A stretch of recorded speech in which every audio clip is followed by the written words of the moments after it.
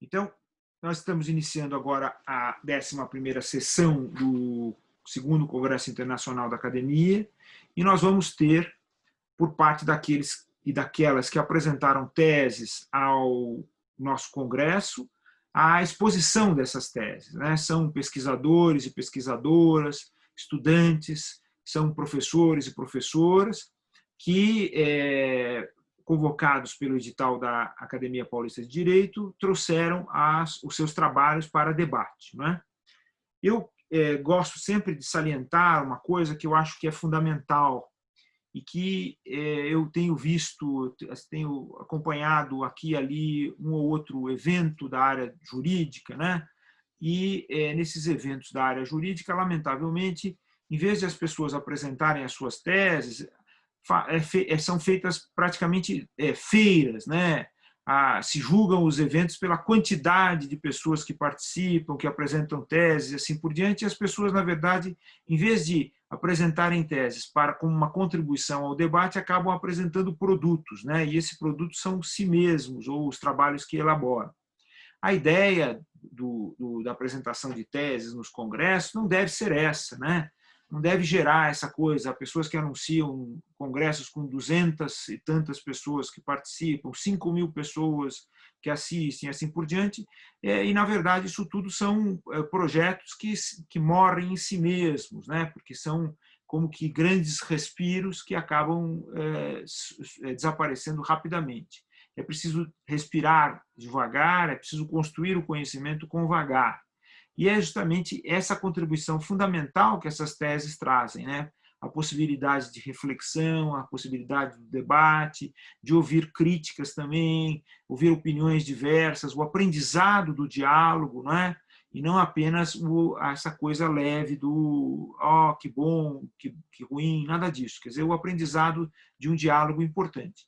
E eu pediria também a todos e a todas que vão apresentar as teses que acompanhassem as teses dos demais e também participassem do debate, né? Assim como ontem à noite eu fiz isso com os participantes, fazendo perguntas, contrapondo algumas ideias e transformando tudo num diálogo crítico, né? Construtivo.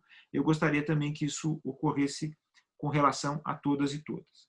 E, dito isso, eu quero dar as boas-vindas a todos e todas vocês, a Ana de Araújo, não é?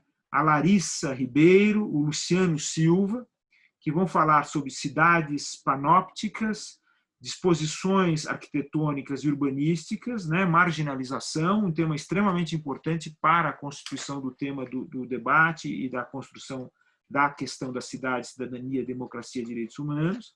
Saudar a Fernanda da Silva, ao André dos Santos Lopes, que vão falar sobre a mudança da cidade de Paracaima em decorrência da migração venezuelana, que se vincula a essa ideia fundamental das populações, da configuração das migrações na sociedade contemporânea, que é extremamente importante. A Adriana Ferreira Serafim de Oliveira, minha querida Adriana também, as mulheres migrantes no direito internacional e no direito comunitário, né, uma análise doutrinária. O meu querido Julián Quaspa Ropain, né, que é pesquisador também da Academia Paulista de Direito, antropólogo, doutorando na USP, que vai falar sobre espaço e memória. E o nosso caro Afonso Soares de Oliveira Sobrinho, que vai falar sobre o direito autoral na sociedade da informação. São 5 comunicações extremamente importantes que têm vínculos entre si, estão extremamente atualizadas com os temas e as experiências que nós estamos vivendo. E, portanto, eu pediria a Ana, a Larissa e o Luciano, então, que entre 10, 12, 15 minutos, né, apresentassem esse trabalho tão importante, dando também, assim, carinhosamente, as boas-vindas a vocês, tá bom? Muito obrigado pela presença de vocês, é muito importante para todos nós. Obrigada, Zé Bárbara Alfredo. Boa tarde a todos. Eu me chamo Ana Beatriz Eufrazino. Sou mestranda em Direitos Humanos, Políticas Públicas e Cidadania pela UFPB, Universidade Federal da Paraíba, e sou advogada. Eu, Larissa e Luciano nos propomos a apresentar na nossa tese e discutir na nossa tese qual é a influência das formações arquitetônicas e paisagísticas urbanísticas para os processos de criminalização e marginalização, considerando que as formações das cidades, elas se deram inicialmente com o êxodo rural, a migração em massa de diversas famílias que buscavam, dentro da promessa que a cidade trazia, de melhoria de vida, de modernidade e de diversidade, acabavam por migrar para esses espaços, ajudando na construção e edificação desses espaços. Contudo, ao chegarem nas cidades, essas pessoas elas estavam diante de relações de mercado e consumo, as quais elas não se aplicavam dentro das suas relações em áreas rurais ou não urbanas. Dito isso, acho importante salientar que o nosso trabalho ele traz uma perspectiva criminológica, de uma abordagem criminológica, com conceitos da criminologia a partir da Escola de Chicago e também da criminologia crítica dentro de uma análise macrosociológica dos problemas de criminalização. E, dito isso, acho que já posso me encaminhar para a discussão central, que é, quando nós idealizamos grandes cidades, grandes metrópoles, nós pensamos em diversidade. A cidade, como Shekhar fala, ela não é unicamente as estruturas físicas. Ela é também as pessoas que compõem aquele espaço, as tribos, os grupos que ali vão se formar. E embora essa diversidade ela seja uma característica muito forte das cidades, muitas vezes ela não é buscada ou respeitada. E essa negação dessa diversidade, ela acaba por causar o que Teresa Caldeira ela chama de cidades formais e cidades informais. As cidades formais são aquelas que, dentro daquele mesmo espaço urbano, têm características distintas, obviamente, das cidades informais. As cidades formais nós podemos visualizar como polos dentro dos centros urbanos que possuem estruturas que, de certa forma, facilitam ao consumo. São nessas áreas que nós encontramos grandes shopping centers, grandes supermercados, grandes farmácias, hospitais, delegacias de polícia de forma simbólica, vamos dizer assim. Isso vai ser tratado, vou tratar isso de uma forma melhor mais na frente. Mas são nessas áreas que nós podemos visualizar que existe uma manutenção maior de um poder de consumo. E essas áreas, geralmente, são áreas nobres das cidades. E, geralmente, essas cidades formais, elas seguem padrões que estão de acordo com legislações municipais que versam sobre a estruturação de áreas urbanas. A iluminação é uma iluminação que potencializa uma segurança. O asfalto, ele é bem feito. Existe um sistema de saneamento. As calçadas, elas respeitam limites capazes de operar uma transição de pessoas, os transeuntes nas calçadas. Tudo isso traz uma sensação de segurança. Por outro lado, quando nós vamos observar as cidades informais, temos o oposto.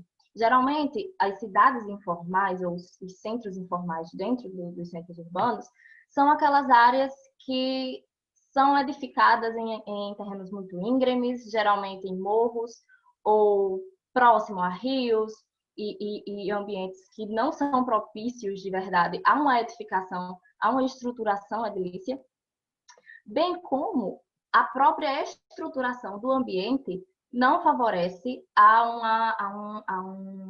um acesso a consumo. E aqui eu falo muito do consumo, porque ele é importante na divisão dessas áreas. Porque enquanto nas áreas nobres nós temos, sim, grandes polos de consumo, shoppings, restaurantes, nas áreas informais, dificilmente nós vamos encontrar esses polos. Na maioria das vezes, não há supermercados, e quando eu digo supermercados, grandes supermercados. Não há shopping centers, não há lojas, não há restaurantes. São áreas que são puramente de habitação e são invisibilizadas. Essas áreas, elas não contam com um acesso pleno nem de quem está de fora delas e nem de quem está de dentro delas. O acesso de dentro para fora é difícil e o acesso de fora para dentro também é difícil. Isso acaba por criar essa ambivalência legal, que Teresa Caldeira chama de ambivalência legal. Essa ambivalência legal acaba por quebrar aquele parâmetro da diversidade. Porque, embora ela exista, ela não é respeitada. As pessoas que estão dentro das cidades informais, elas são invisibilizadas, e as pessoas que estão dentro e que compõem aquele esquema de consumo das cidades formais, elas são visibilizadas, têm acesso a políticas públicas plenas e de capacidade para agir conforme os dispostos da população local, enquanto que nas cidades informais, nos centros informais, isso não existe. E a partir daí, começa a se nascer o que a gente chama de segregação socioeconômica dentro daqueles ambientes.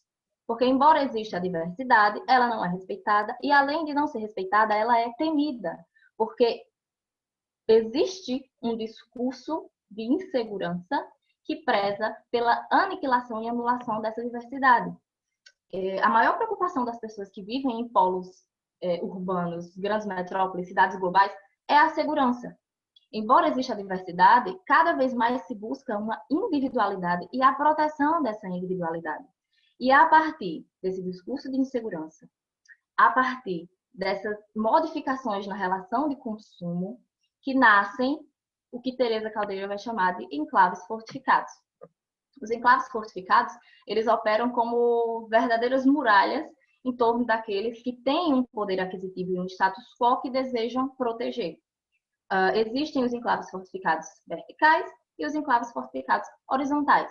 Os verticais, eles geralmente são habitados por pessoas que compõem uma classe média, média-alta, que não são detentores dos meios de produção da área, mas que têm um poder de consumo que capacita eles a estarem inseridos nas áreas nobres e nas cidades formais.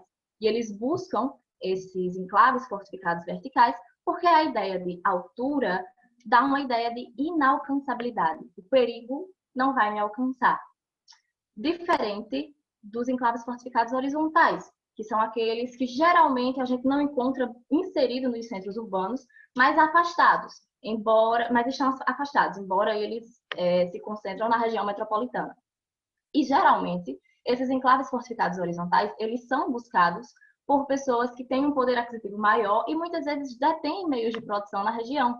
E aí, a segurança nos enclaves fortificados horizontais é ainda maior. Existe um sistema de câmeras, existem guaritas, existem seguranças armados, existem cachorros treinados, muros altos. E quando nós estamos diante dessa divisão, nós estamos diante daquilo que chamamos de cidades panópticas. O poder e o controle, e foi muito interessante a fala do professor Vicente, que ele cita justamente essa questão de poder e controle dentro dos centros urbanos, eles não são operados de uma forma vertical, Estado-cidadão. Não. Agora ele acontece entre aqueles habitantes daquela região. Nós estamos a todo tempo sendo vigiados por câmeras de segurança que garantem uma segurança em tempo real. Então, existe uma desconfiança e existe, obviamente, uma vigilância maior. Mas quem são as pessoas que são vigiadas? Quem são essas pessoas? Não são as pessoas que estão inseridas dentro das cidades formais, mas sim aquelas que estão dentro das cidades informais, que quando adentram no perímetro das cidades formais, bem estruturadas, bem iluminadas, que garantem uma segurança, elas são vistas como perigosas e passam a ser vigiadas de forma maior, de forma mais patente. Essa vigilância seletiva acaba por, muitas vezes, fortalecer um sistema de desigualdade e um sistema de segregação. E quando nós vamos observar como operam as cidades formais e cidades informais e como opera o poder de polícia e o poder de punir dentro dessas cidades, nós observamos que nas áreas formais, nas áreas nobres, existe sim a presença do Estado, mas é uma presença simbólica. O poder de polícia é um poder puramente de vigilância. Quando nós vamos para as cidades informais, esse poder de polícia é o poder repressivo, porque para essas áreas resta o poder repressivo, o poder de anulação. Existe uma preocupação dentro dos centros urbanos de uma proteção do status quo que reflete na própria estrutura arquitetônica das cidades. Nós podemos visualizar que muitos ambientes periféricos, eles não possuem casas com muros altos, calçadas amplas, nada disso. Contudo, nas áreas formais isso existe. E quando nós vamos observar, a polícia na área formal é só uma ronda. e a polícia dentro da favela realmente vem para reprimir. Isso acaba por, obviamente, desaguar na criminalização dessas áreas. Quanto maior a presença do poder punitivo, maior a potência de criminalização.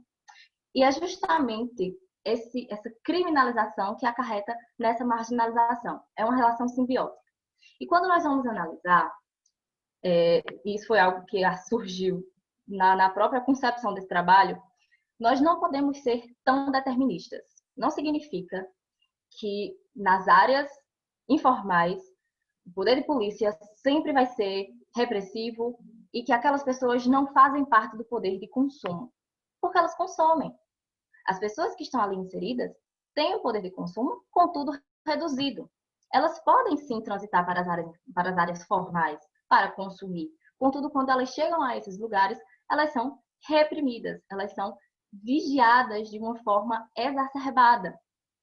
Esse efeito sanfonado de inclusão e exclusão, quem trata é Jock Young, dentro do seu livro A Sociedade Excludente.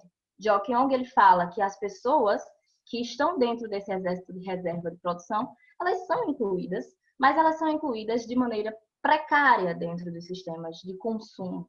E quando são incluídas de maneira precária nas relações de consumo, às vezes elas são excluídas dos processos de produção. Então, essa dicotomia entre inclusão e exclusão acaba por fomentar essa desigualdade e o aumento do poder repressivo dentro das áreas informais nos centros urbanos. E uma grande problemática quando nós escrevemos o artigo foi, certo, e qual é a solução? Qual seria a solução para esse problema da desigualdade socioeconômica que opera nessas áreas e opera nessas relações nos centros urbanos? Inicialmente, o que se pode falar como uma solução são as práticas de políticas públicas inclusivas, não simplesmente práticas de repressão. O Estado, ele não pode se fazer presente nessas áreas informais apenas para reprimir. Ela tem que se fazer presente para edificar essas áreas. Então, é necessário, como o professor Vicente falou, e o professor Vladimir também citou, é necessário que haja uma atenção para como se dão essas relações dentro dos centros urbanos, para que haja uma adequação desses espaços informais, para que realmente se possa chegar e se possa alcançar o que a gente chama de cidadania. É aquele cidadão e aquele indivíduo que ali habita poder transitar sem ser estigmatizado, sem ser segregado, e poder ter acesso a políticas públicas que realmente vão garantir uma manutenção dos seus direitos humanos. Em termos gerais, e 12 minutos, como o professor pediu, em termos gerais, isso é o que traz o nosso trabalho. Esse foi o debate que nós queríamos apresentar aqui para vocês. Muito obrigada. E é isso. Muito obrigado, Ana Beatriz, por essa exposição muito clara, né, e muito importante. Esse fenômeno, né, que vocês três bem equacionaram, né, nesse trabalho, que depois vai ser publicado agora em novembro, mais tardar no início de dezembro, na Polifonia, que é a revista internacional da Academia Paulista de Direito, é um trabalho extremamente importante, ele se liga a uma preocupação que a academia tem, porque a academia, eu não sei se você estava ontem aqui, a academia tem criado um núcleo de criminologia crítica, e vocês já estão convidados a vir participar desse núcleo, tá bom? Vamos conversar em breve sobre isso, isso é extremamente importante. Há fenômenos também que são correlatos, né? A questão da segurança privada, né? Quer dizer, a segurança que é prestada por organizações que são criadas para dar proteção a essas pessoas que são proprietárias, né? Como você referiu, né?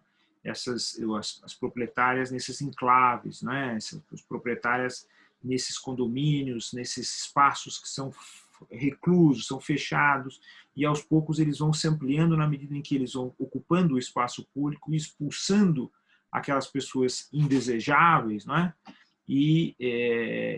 Então essa ligação entre a ligação entre a segurança pública e a segurança privada é uma ligação muito problemática do ponto de vista do Estado de Direito, Estado Democrático de Direito, Porque, em geral, nessas empresas que prestam segurança privada, estão pessoas oriundas dos serviços de segurança pública, né? Então, isso é extremamente grave. E há uma ligação ainda mais perversa, porque na segurança informal que é praticada pelas milícias, né, sobretudo nas regiões periféricas, e também há participação, lamentavelmente, também há participação dos órgãos de segurança pública nesse tipo de prestação de um serviço ilegal, né, um serviço informal ilegal, né, que é muito grave, muito pesado e configura muito da realidade urbana, a realidade metropolitana que nós temos nas nossas cidades. Então, isso é extremamente importante. A gente vai debater mais isso. E agora eu convidaria a nossa querida Fernanda. Oi, Fernanda, tudo bem? E o André, para que falem sobre a mudança da cidade de Paracaima. Né? Vamos falar um pouco sobre as migrações, né? Essa questão que eles apresentaram agora, a Ana Beatriz, a Larissa e o Luciano, é também muito importante nesse aspecto. Né? Quem são os moradores, os habitantes, cidadãos, cidadãs das cidades? Né? Fernanda. Boa tarde a todos e todas aí. Esse trabalho eu escrevi com o André, né?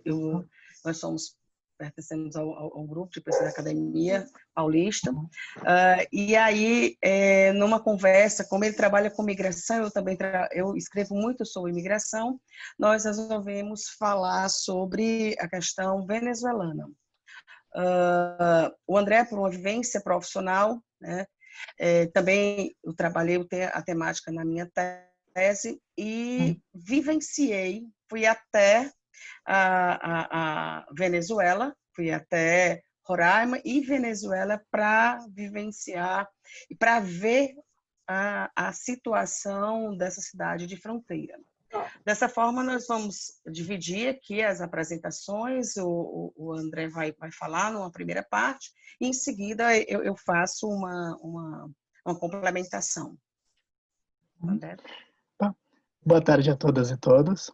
Eu sou o André, eu fiz o trabalho junto com a Fernanda, e eu vou fazer agora uma apresentação rápida do tema que a gente fez.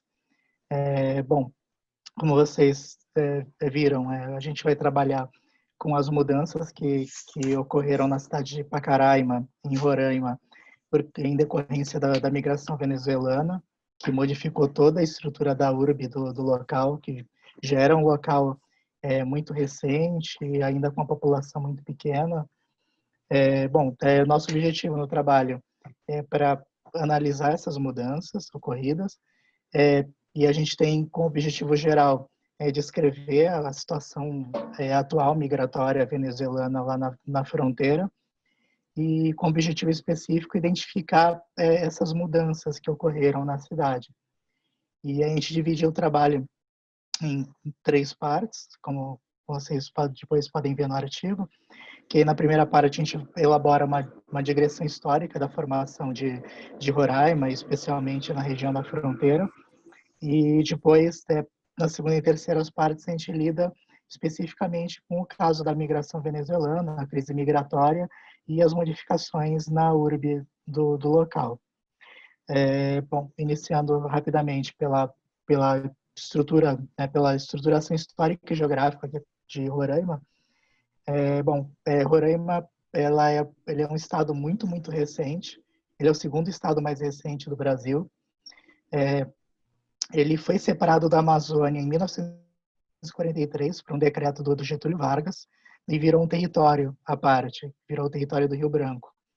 Em 1962, o território do Rio Branco, pela Lei 4.182, passou a se denominar Território de Roraima e virou uma autarquia territorial comandada por militares. Mas ainda era uma região fronteiriça, não era povoado e tal. Em 1980, se descobriu o garimpo na região. Se descobriu alguns metais preciosos e que levou o governo a construir as rodovias federais para lá, que é a 174 e 210. E criaram também programas de colonização da região, vindo do governo federal. Só em 1988 que o território de Roraima, por força da Constituição, se tornou um estado, uma unidade federativa de fato. E aí ele produziu a Constituição Estadual dele só em 1991, e com essa condição de unidade federativa, a região rapidamente se desenvolveu economicamente, um pouco, ainda de forma um pouco incipiente, mas teve um rápido crescimento populacional.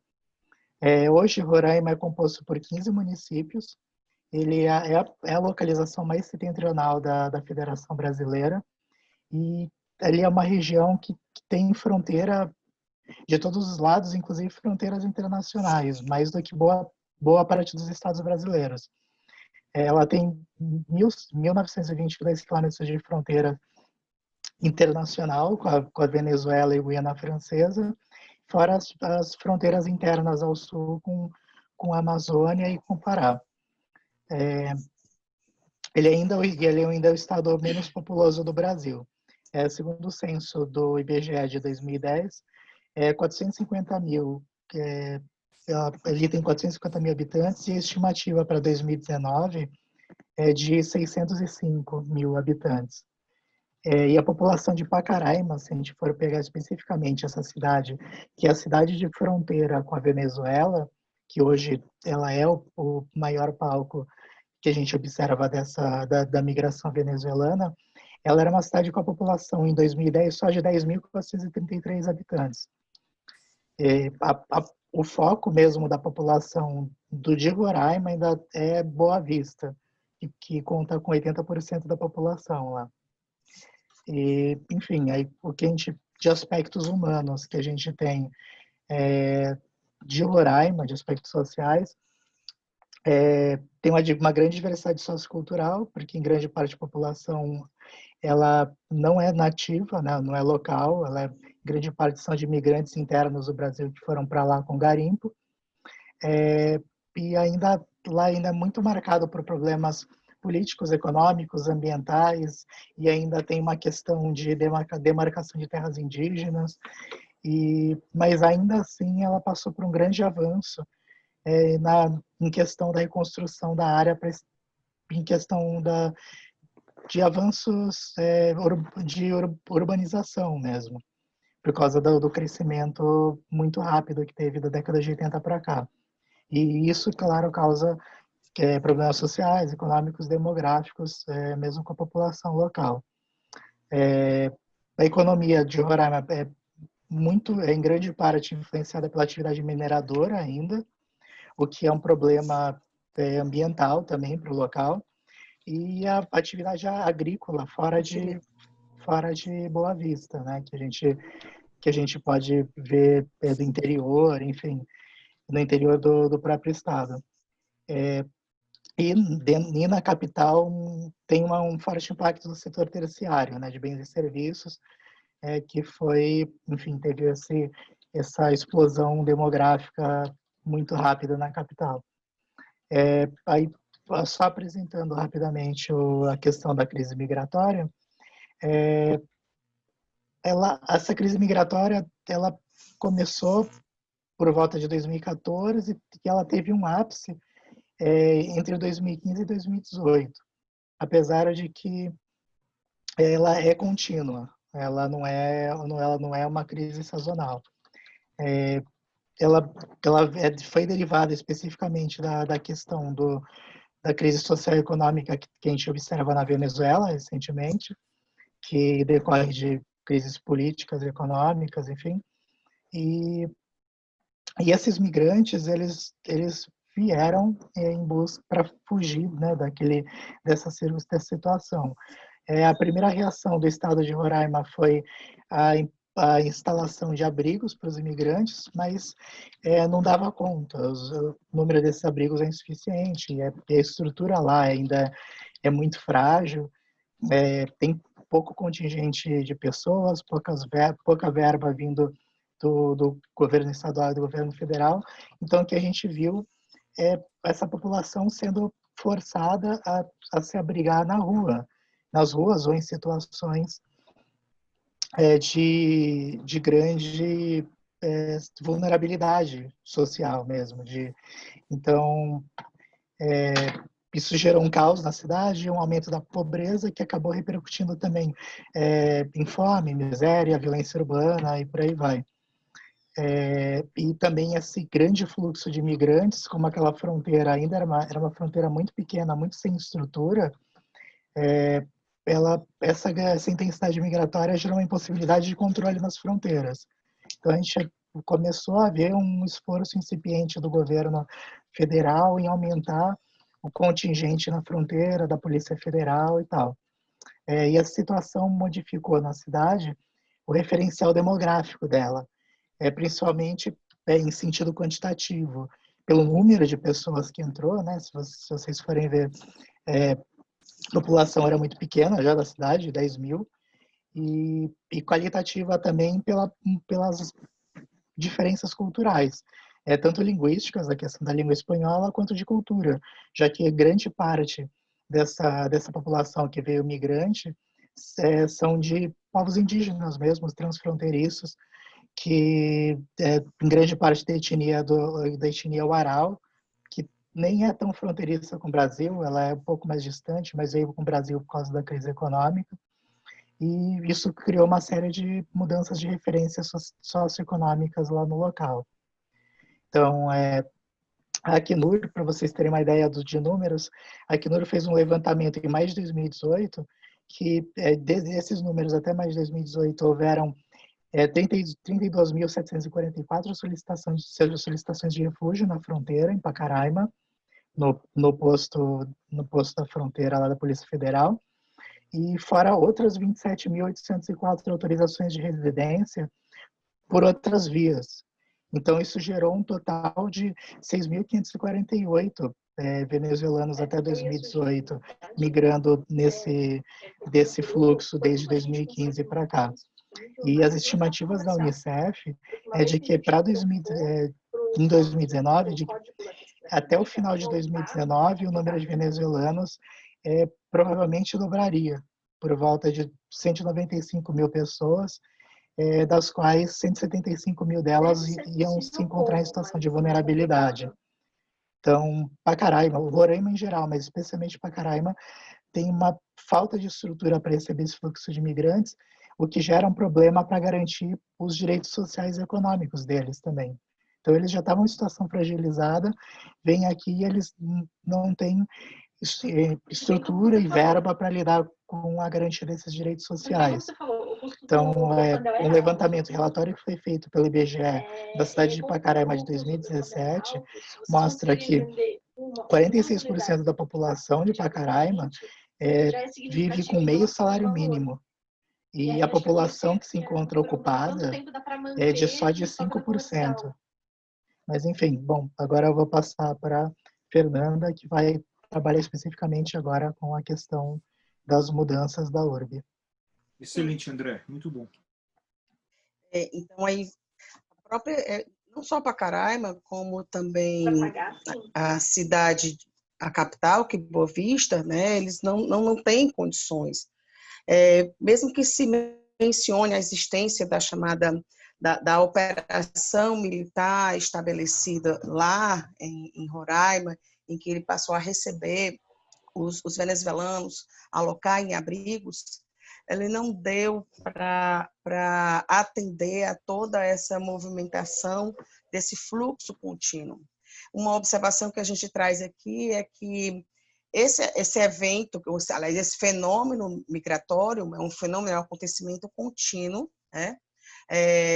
O trabalho foi escrito antes da pandemia, mas houve agravou a situação durante esse período, até porque os abrigos não tinham condições, né, de atender. Houve a suspensão da chamada Operação Acolhida do Exército Brasileiro, em que isso também agravou a situação desses venezuelanos, de forma que eles ainda ficam no meio da rua, e aí eu digo isso porque estive em Pacaraima, estive lá por toda a cidade de Boa Vista, os locais de aglomeração, as praças, para vocês terem ideia, foram fechadas, porque se as praças com tapumes, porque se as praças ficassem abertas, esses venezuelanos iriam se alocar, né, nessas praças, nesses lugares.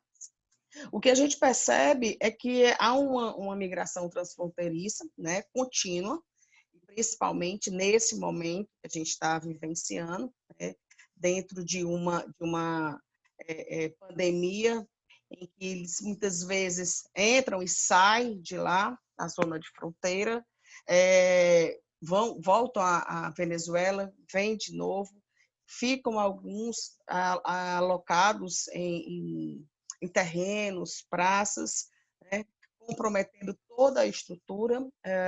Não há um controle efetivo, né, por conta da própria situação do controle de fronteira, e aí a gente passa a observar que do lado venezuelano não existe mais nenhum controle de fronteira, né, não só ali em Pacaraima, mas também o estado de Roraima faz fronteira com a Guiana Inglesa, e a cidade vizinha à Guiana Inglesa é Bonfim, né?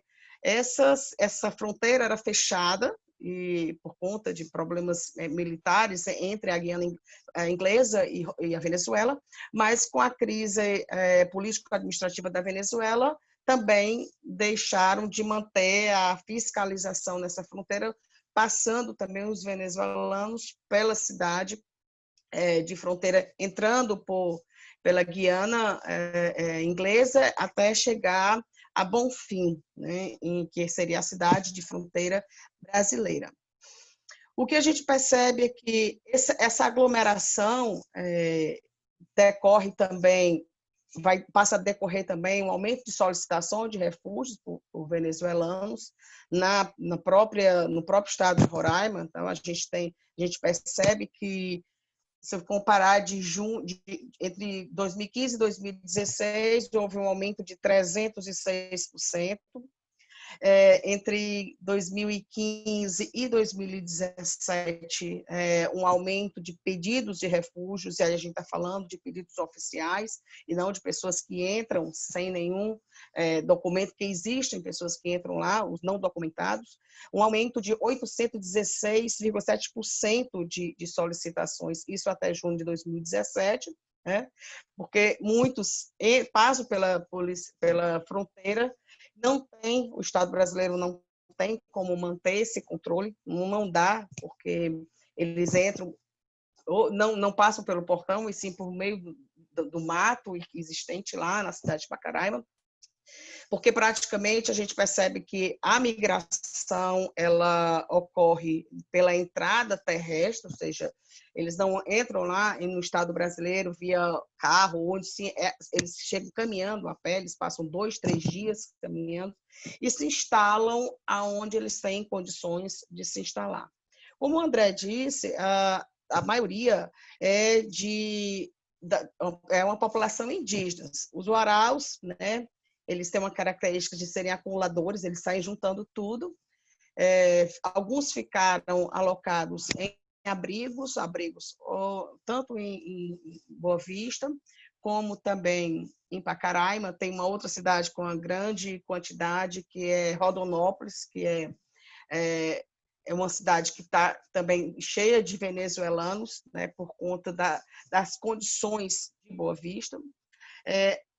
A troca desse quantitativo de demográfico de Pacaraima, isso em decorrência do fluxo migratório, isso acaba gerando xenofobia, ou seja, eles acham que é o comprometimento estético da cidade, o comprometimento estrutural, a prestação de serviços, a modificação, até porque eles chegam no Estado brasileiro já com fome, com malária, HIV, gerando aumento de prostituição, a busca de determinados de atendimentos nos hospitais públicos ali, gerando uma chamada superlotação nos hospitais, tanto que isso gerou uma crise administrativa entre os municípios aqui citados, a capital e também em Roraima, com relação ao repasse de verbas do SUS, né? Pacaraima e Boa Vista tiveram esses grandes problemas e ainda continuam ainda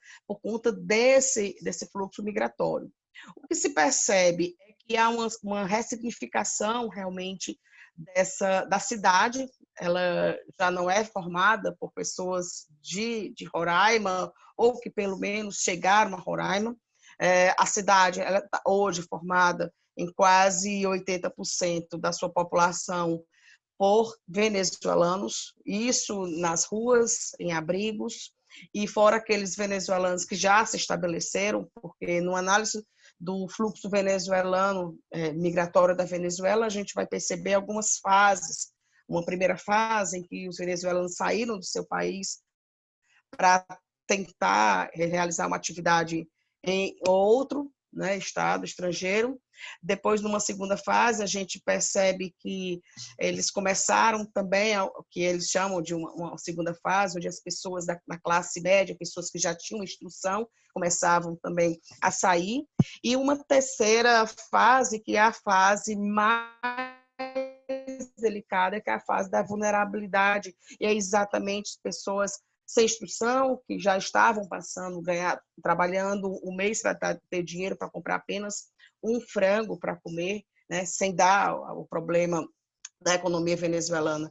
E aí entra nessa terceira fase também os próprios índios, né, alguns indígenas acabam saindo do leito dos rios, que a maioria vive em leito de rios, e procurando comida, procurando sobrevivência. Então, há uma ressignificação realmente da cidade, essa reestrutura, ou seja, essa nova forma de apresentação de Pacaraima enquanto o município de fronteira, ela está tomada por venezuelanos, né? E segundo o governo municipal e o próprio governo do estado, menciona a existência de uma oneração, né? Sem dúvida, há uma oneração do território e uma oneração também assistencial com relação à prestação dos serviços, à prestação à coletividade, né?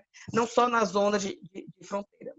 De forma que a gente percebe que, segundo a doutrina, é como se houvesse uma quebra do que a gente chama de um ideário de cidade, ou seja, há um desequilíbrio. Eu não tenho mais como falar uma cidade de Pacaraima, ou seja, uma cidade pertencente ao estado de Roraima, mas tão somente um estado que vivencia tensões de pessoas que vêm de um outro estado, cheios de ânsias, de desejos, de vontades, e também de necessidades, muito mais, porque a Venezuela também passa por uma crise da saúde pública, crise alimentar, e quando chegam no Estado brasileiro, ainda sofre a questão da xenofobia, ou seja, eles são marcados por essas situações. A migração, por si só, ela já traz para o migrante uma sensação realmente de transtorno, da saída do seu ambiente, do seu país, do seu estado, da sua nação,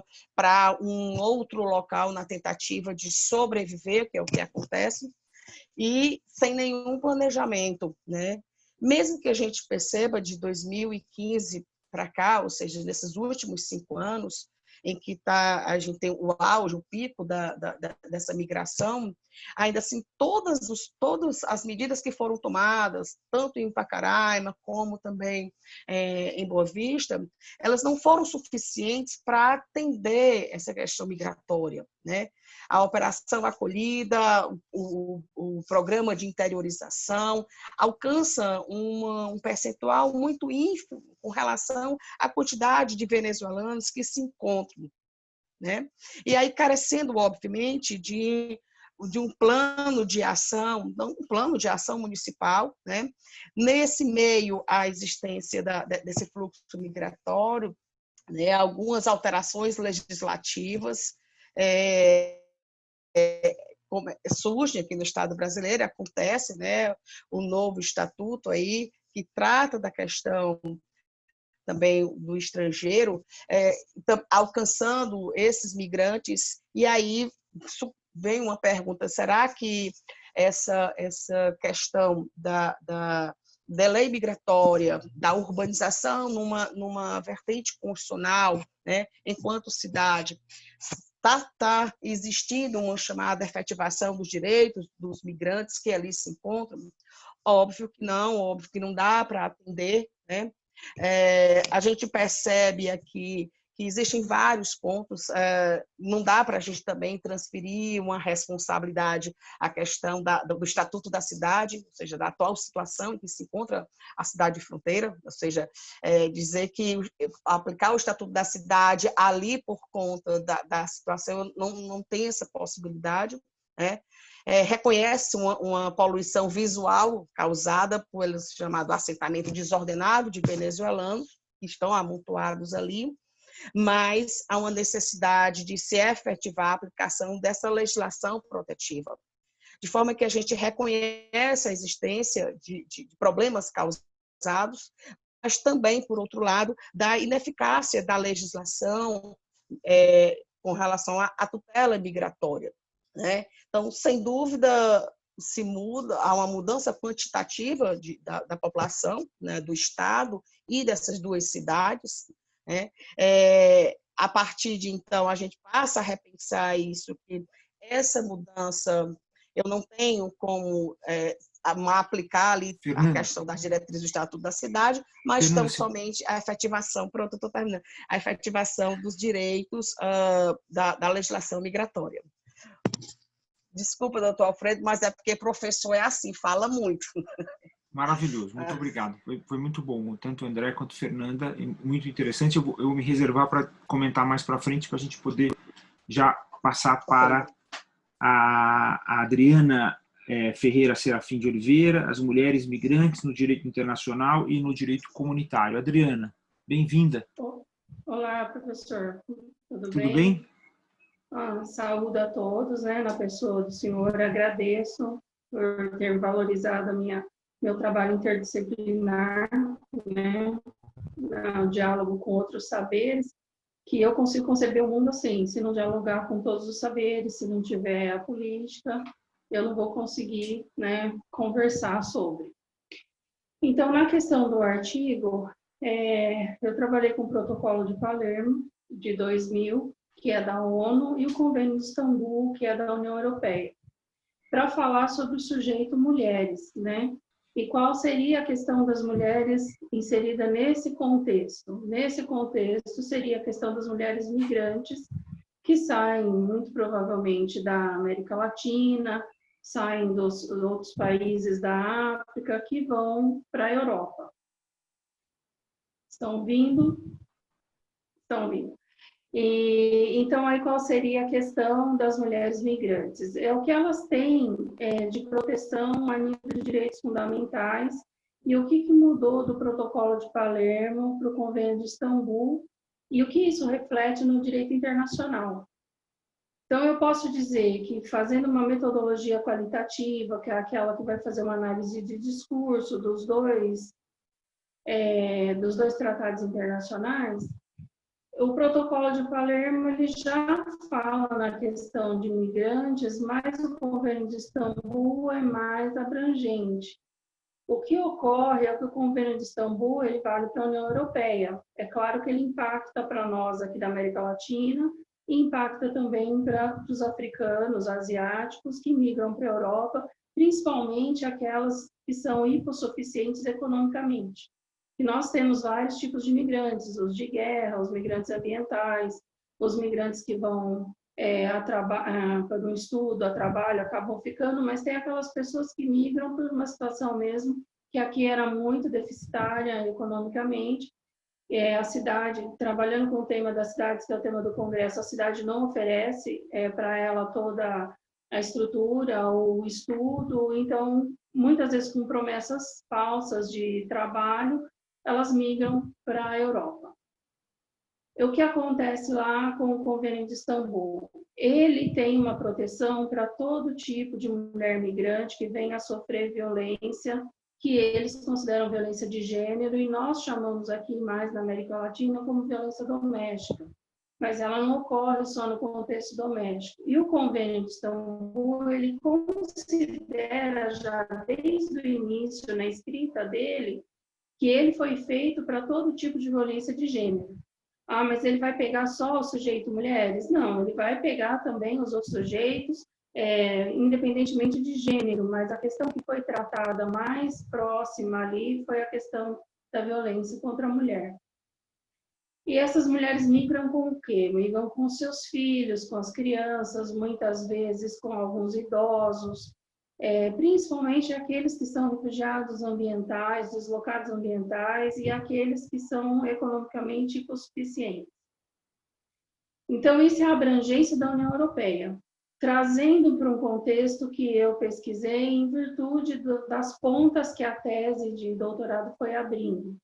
Então, várias pontas foram acontecendo que não eram objeto de pesquisa. Mas, por exemplo, na Espanha, eu cheguei às conclusões assim: a Polícia Nacional, que pertence, se a gente fizer um paralelo com o Ministério aqui da Defesa, o Ministério da Sanidade, com a questão de assistência social, como que eles trabalham com essas mulheres lá? Mesmo que elas estejam ilegal no país, a partir do momento que é constatada a violência, qual tipo de violência? Pode ser dentro de casa, pode ser no trabalho, pode ser assédio moral, pode ser qualquer tipo de violência em relação à mulher que ela tenha alguma prova testemunhal ou material. É cessada a ilegalidade dela e ela é levada para uma casa-abrigo. E essa casa-abrigo, ela vai ser tratada ali com todos os seus parentes, quem estiver junto com ela, filhos, e ela vai ter toda a proteção do Estado enquanto corre o que a gente conhece como inquérito policial e depois a ação penal. A ação penal lá é pública e incondicionada em relação à violência contra a mulher. Inclusive, se for, no caso, um marido que fez isso e ele receber uma condenação, por exemplo, de 2 anos, independentemente se seja pena de prisão ou pena de multa, e ela retornar com ele no relacionamento, aí quem responde o processo é ela, porque ela está em contra da administração pública. Então, trazendo para o contexto do Protocolo de Palermo e para o contexto do Convênio de Istambul, o que muda em relação ao direito internacional? O Protocolo de Palermo ele vai impactar no direito internacional clássico, que é a recepção dos Estados, né, a nível de ONU, que são mais países que aderiram do que o da União Europeia, até mesmo pelo número de países, a recepção dentro dos Estados de uma cautela em relação à violência em relação à mulher, por exemplo, vai ser recepcionada de acordo com o Poder Legislativo, Congresso Nacional, Constituição, a normativa daquele Estado. E o Convênio de Istambul, ele vai pelo direito comunitário, ou como queiram, o direito europeu, que ele vai trabalhar com uma questão que ele impacta diretamente em todos os países ao mesmo tempo. O que acontece é que cada país depois vai fazer a sua normativa, mas ele passa a valer de pronto porque são as regras estabelecidas na União Europeia. Na questão da Espanha, como eles têm várias comunidades autônomas, as comunidades autônomas podem fazer as suas leis. Dentro das comunidades, por exemplo, a gente teve o professor Trevas, que é da Catalunha. Então, lá pode-se fazer uma legislação ou mais abrangente ou menos, mas que impacte em tudo que está no Convênio de Istambul.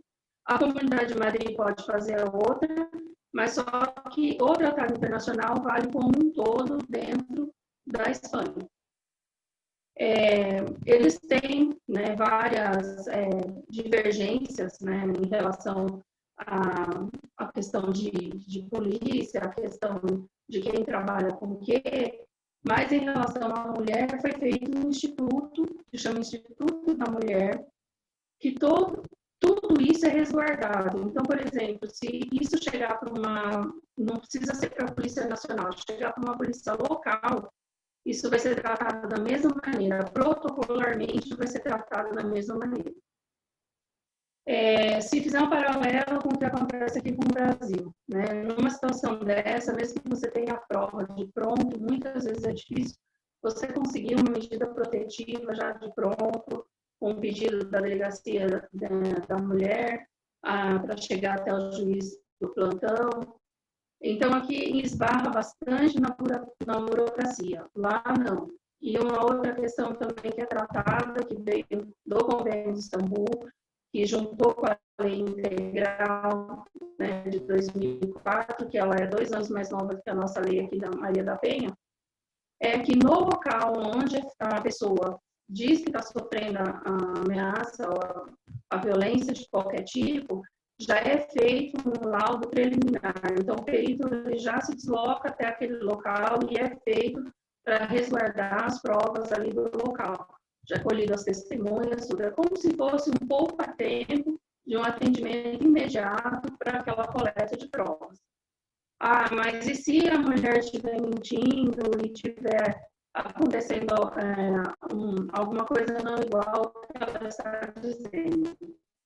Aí, como eu falei logo no começo, aí ela responde contra a administração pública como se fosse um crime, né, contra a fé pública na administração, e é um crime nacional, e a pena é maior, né, do que a pena que poderia incorrer aquele que vem trabalhando, exercendo a violência sobre ela. O que acontece na sociedade é que, trazendo assim, para poder simbólico na questão de Bourdieu, é que essa violência, muitas vezes, ela está introjetada no Estado, nas cidades, no serviço público, privado, e muitas vezes ela é invisibilizada.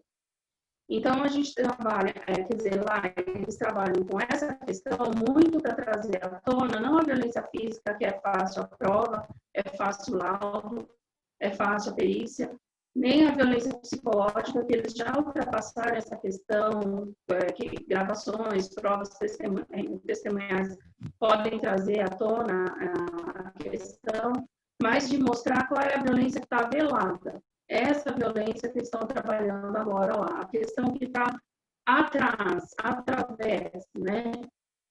E ouvindo as palavras do professor Trevas, né, e as palavras do diplomata, né, o grego, eu percebi o seguinte, que todas essas questões, o direito tenta abarcar todas e tenta ser universal, né? Só que isso não é possível ainda porque a gente não fez a lição de casa lá dos gregos. É conhecer, né, a gente mesmo, poder se analisar, poder se ressignificar. E aí, enquanto não for feito isso, e principalmente com quem trabalha nessas questões de fazer para o público, fazer para o coletivo, a gente não vai ter uma legislação que possa abraçar o maior número de pessoas possíveis, porque não basta ter a legislação. Agora, principalmente nesse contexto de pandemia, o flagelo humanitário que está acontecendo na União Europeia é muito grande, porque eles estão fechados entre eles, e como eles vão receber aquelas pessoas que estão clamando para entrar no território deles? Então, mais do que não ter direito a transitar pelas cidades, a desfrutar das cidades, eles não têm direito de um território. Muitos ficam sobre o mar e até que eles sejam resgatados ou acabam morrendo, que aí é um menos problema, né, para esses países europeus. Então, essa é a minha contribuição, eu estou à disposição, né? Aí gostaria também de falar que dá tese, se alguém quiser, o livro é gratuito pela Fundação Unesp, tem que baixar o programinha EPUB, né? E o livro da tese está lá para quem quiser baixar, você consegue baixar por cada e-mail em um aparelho, então, ou celular, ou tablet, ou computador. Então é isso, obrigada.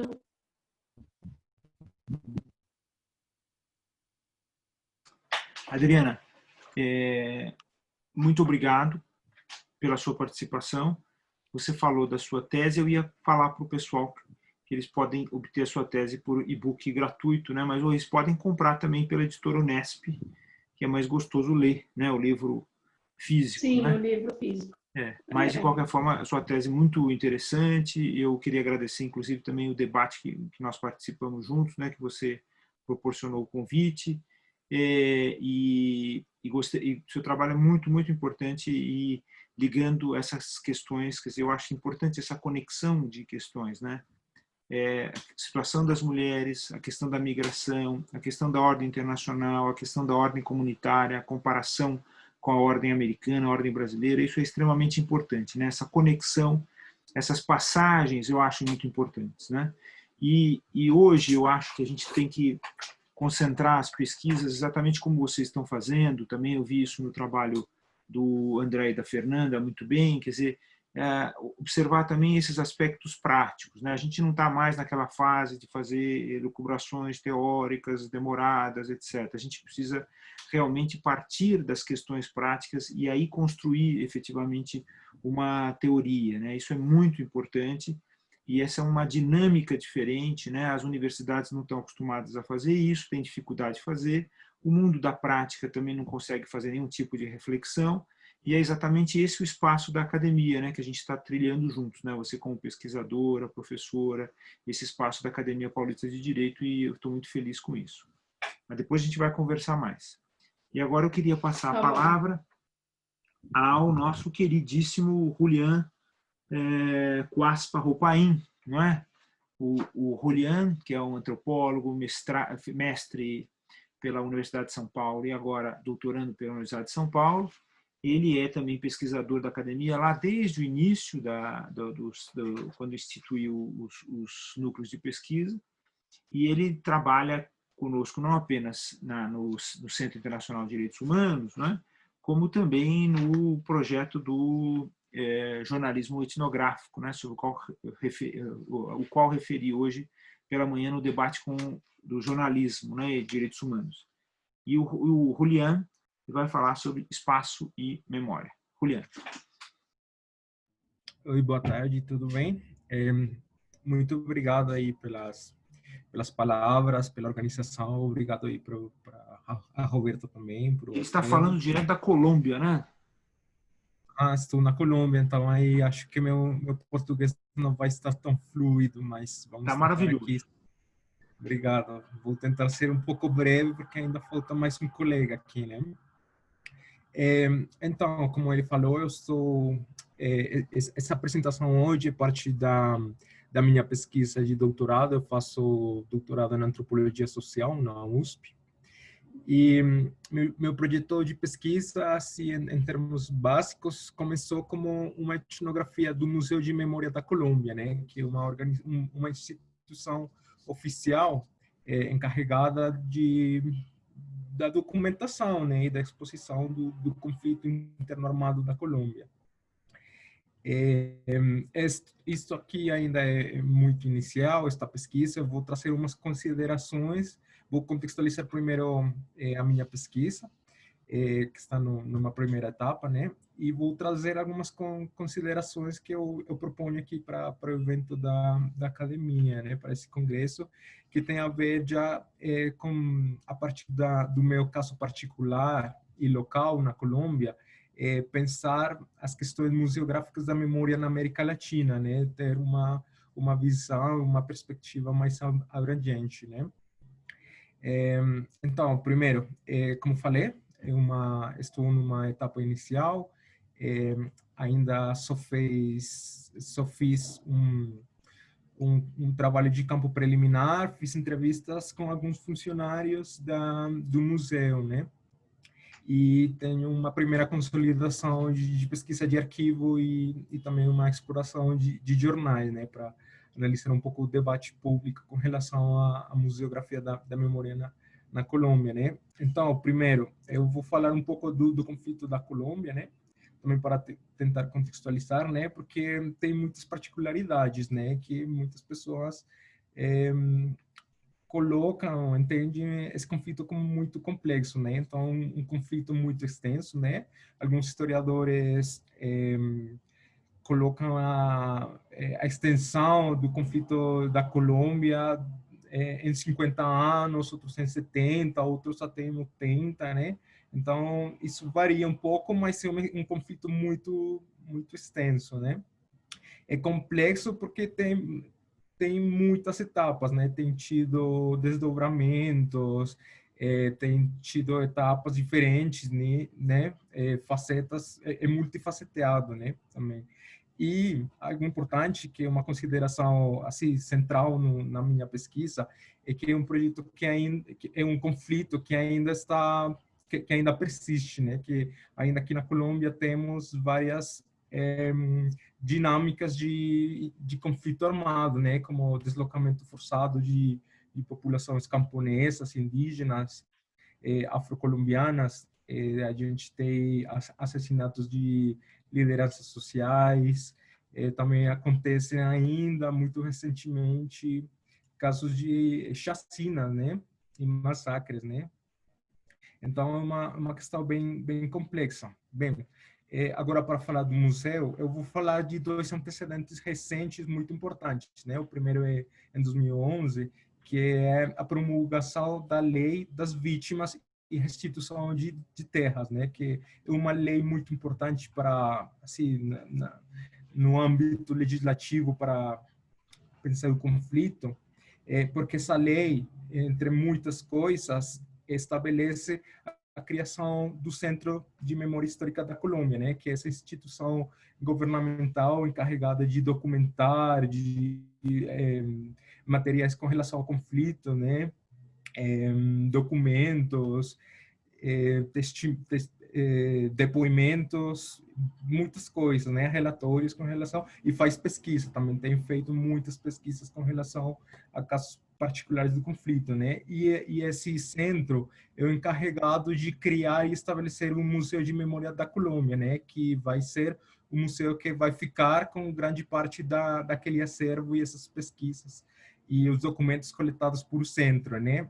E outro momento importante é o processo da paz na Colômbia em 2016, né, que se chama-se de Acordo de Paz, mas é um acordo que se fez entre o governo nacional do presidente daquela época, Juan Manuel Santos, e as Farc, né, que elas eram a primeira guerrilha a guerrilha mais importante da Colômbia, mas não era a única, nem é o único ator, né? Ainda tem muitos outros, né?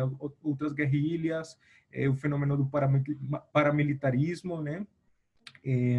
O narcotráfico, a violência urbana, né?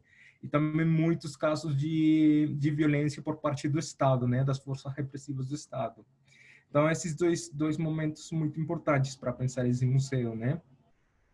E, assim, esse museu do governo acaba sendo o projeto nacional, talvez, de maior fôlego, né? De maior importância para a Colômbia, né? Pela sua posição institucional, pela sua abrangência, né? E seu propósito, né? Só que aqui nesse processo de eu estar pensando nesse projeto governamental, eu fui descobrindo que tem muitos museus e experiências museográficas com relação ao conflito nas comunidades, né? Nas regiões que sofreram as violências, né? E muitas delas também se articularam, né? Numa rede que se chama a Rede Colombiana de Lugares da Memória, né? Que também ela está articulada com organizações internacionais, né, como a RESLAC, que é a rede de sítios de lugares de memória da América Latina e do Caribe, e a Coalição Internacional de Lugares de Consciência, né, que é uma organização internacional, né. Então, acho que isso é importante para as reflexões que eu pretendo desdobrar para essa apresentação aqui, né. Então, assim, já contextualizando um pouco esse museu, assim, a minha proposta é pensar também nos museus de memória de direitos humanos na América Latina, né? Na América Latina e no Caribe, né? Aí eu identifico principalmente dois tipos de museu, né? Os museus do Cone Sul, que são mais relativos às ditaduras, né? As ditaduras que aconteceram na segunda metade do século XX, né? E são museus que têm uma reivindicações muito particulares e arquitetonicamente importante que muitos deles se localizaram nos lugares de tortura, né, lugares que foram parte da ditadura, né, dos organismos de repressão, né. É o caso da Argentina, do Uruguai, do Brasil, do Paraguai e do Chile, né, o Cone Sul, né. E tem outro tipo de museus da memória na América Latina, que é principalmente mais ao norte da América do Sul e na América Central, né, que tem a ver mais com os conflitos internos armados, né, entre o Estado Nacional e as guerrilhas, né, a insurgência, né, e são o caso particular do Peru, da Colômbia e da Nicarágua, né, principalmente. Então, tem, assim, duas vertentes, vamos falar de alguma forma, assim, com relação aos museus da memória, né? E, assim, é importante pensar esses museus de forma regional, pelas ameaças à democracia que a gente está vivenciando recentemente, né? Primeiro, é a reorganização da extrema-direita encontrando os processos democráticos, né? E esses processos, o que levam a um negacionismo e a uma releitura da história, né? Que em alguns casos pode chegar até a exaltação das ditaduras, né? E a transformação daquelas narrativas. Então, acho que isso é importante, porque essa reorganização, eu proponho ler essa reorganização da extrema-direita a partir de uma perspectiva regional. E, da mesma forma, as instituições encarregadas de documentar e de refletir com relação a esses eventos do passado, eles também têm umas organizações e articulações regionais, né? Então, acho que por enquanto estou tentando não me estender muito, ainda tenho algumas considerações, vou deixar um pouco de lado as considerações teóricas para permitir a meus outros colegas também participarem, né?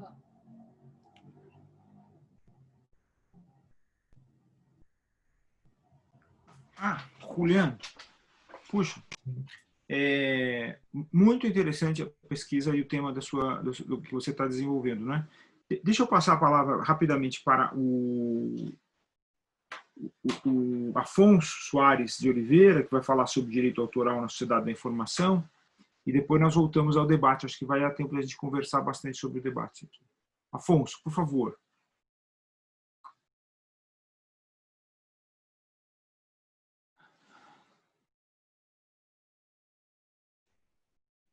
Afonso.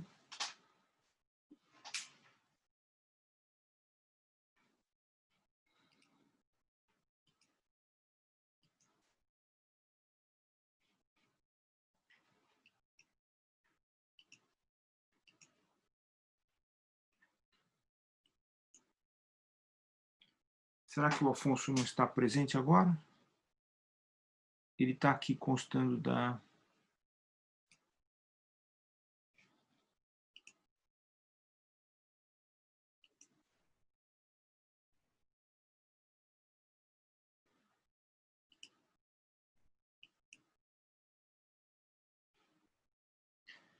Bom, enquanto o nosso amigo Afonso não vem, né, não sei o que aconteceu, porque ele estava aqui presente, ele até chegou a compartilhar a tela no início.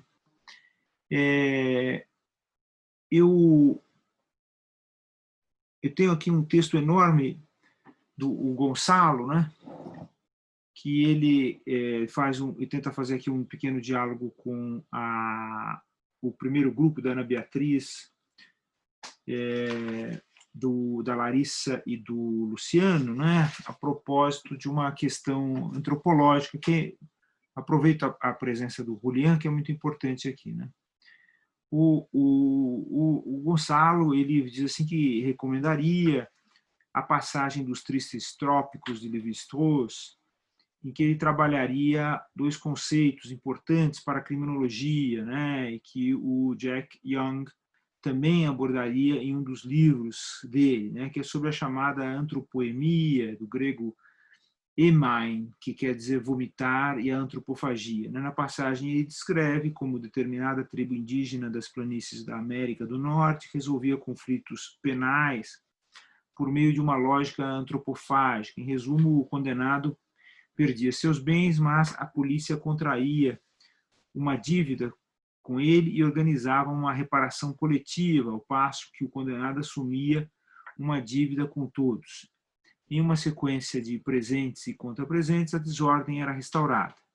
Uma oportunidade interessante para pensarmos em temas como segregação urbana e utilização do direito penal para a reafirmação de uma visão autoritária sobre as relações humanas, especialmente considerando nossa colonização, tema não muito bem enfrentado nas doutrinas estrangeiras da criminologia, né? o que o Gonçalo está dizendo aqui é que existiria uma forma alternativa, digamos assim, de pensar esse tema do cometimento do crime, da pena, a partir da lógica, né, que vem na antropologia, estabelecida por Marcel Mauss, né, que foi o autor que desvendou, digamos assim, um critério de circulação no interior das sociedades ditas primitivas, que é o critério do dom, né, ou da dádiva, né? É um tema, claro, tradicional na antropologia, muito criticado também por outros autores que seguiram ao Mauss até a presente data, né? Não é um padrão, digamos assim, reconhecido em geral. E o Lévi-Strauss é um tributário enorme, né, do trabalho de Mauss, né, que ele até apresentou, fez, coligiu e assim por diante. Mas eu acho que o que é interessante aqui na abordagem da proposta do Gonçalo está exatamente na possibilidade que nós temos de pensar as questões jurídicas a partir de um pensamento nosso próprio, né? E não continuar a reproduzir modelos que são engendrados fora de um regime que seja semelhante ao nosso e que é determinado em muitos aspectos pela ideia da colonização, né? É um tema que eu venho abordando há muitos anos, né? E que é a capacidade que nós temos, nós, né, brasileiros, talvez, de engendrar um pensamento próprio a respeito de determinados temas jurídicos, né? A nossa teoria jurídica é uma teoria muito vinculada, muito tributária, né, do pensamento estrangeiro, né? Então nós vivemos citando autores estrangeiros como se eles se adaptassem permanentemente à nossa realidade, né? Então eu acho que isso é uma proposta muito interessante. Mas eu vi aqui que o nosso querido Afonso está com problema da imagem, mas ele pode falar. Não precisa da imagem, Afonso. Se você quiser, você pode. Se você tem o som, você pode usar o som.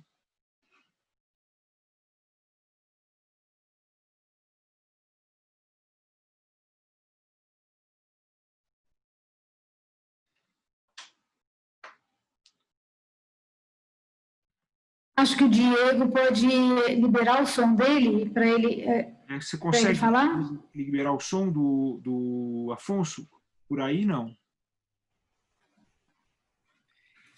Ele fica como tentando conectar o som e não conecta também. Ah, deve estar havendo algum problema técnico lá no computador do Afonso. Tem um aparelho isso. Afonso, se você... Será que ele saiu? O que pode falar se ele não conseguir agora, se ele não conseguir se conectar, vamos ver se ele consegue voltar. Aí ele está aqui, ele está falando, ele está aqui. Ah, ele já abriu o microfone, ele está com o microfone aberto. Tá bom. Fale, Afonso. Tá? Afonso.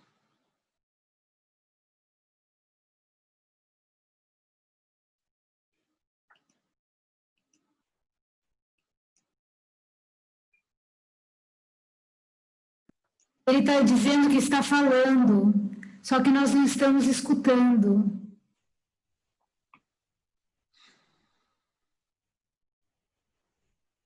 Você está ouvindo? Claro. O Afonso, talvez fosse o caso de você se sair da sala, desconectar e voltar. Deve ser esse o problema técnico aí. Ele saiu.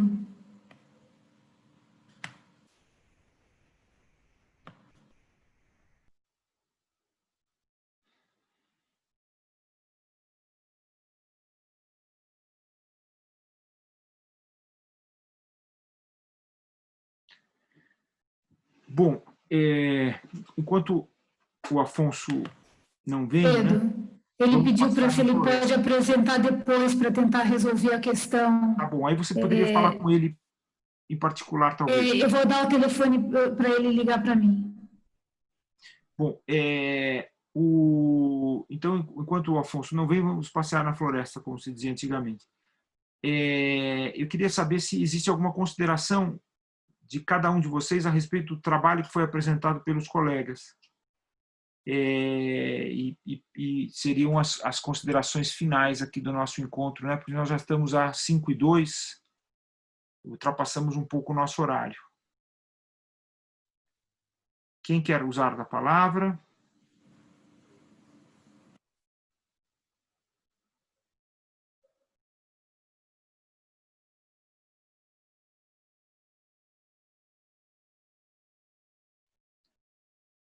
Bom, não sei, talvez eu vou agradecer a presença de todos e todas, né, a participação de vocês.